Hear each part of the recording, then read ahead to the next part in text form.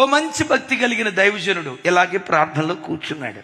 ప్రార్థన చేస్తూ ఉంటుండగా సైతాన్ గడ్డి వచ్చి, ఏంటి దేవుడు నేను బలమైన పనిముట్టుగా వాడుకోవాలా, బలమైన పాత్రగా వాడుకోవాలా? అసలు వాడుకోవటానికి నీ దగ్గర ఏముంది? ఏ యోగ్యత ఉంది? ఓ ఎత్తరివా, పొట్టోడివి, జ్ఞానవంతుడివా, వెర్రోడివి? ఏమైనా ఘనమైన కుటుంబంలో పుట్టుకొచ్చావా? నీ కులం పేరు చెప్తే 10 మంది అసహించుకుంటారు. ఇది నీ పరిస్థితి. నీవేమైనా ఘనమైన వాడివా? నీచమైన కుటుంబానికి చెందిన వాడివి. నీవేమైనా తెలివి కలిగినోడివా? వెర్రోడివి.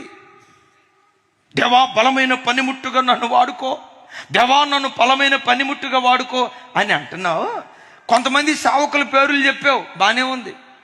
ఆ సేవకులు అంత గొప్పగా వాడబట్టడానికి కారణం ఏంటో తెలుసా? వాళ్ళు హ్యాండ్సమ్, వాళ్ళ ఫ్యామిలీ బ్యాక్గ్రౌండ్ తెలుసా? వాళ్ళు అన్ని కుటుంబాల నుంచి వచ్చిన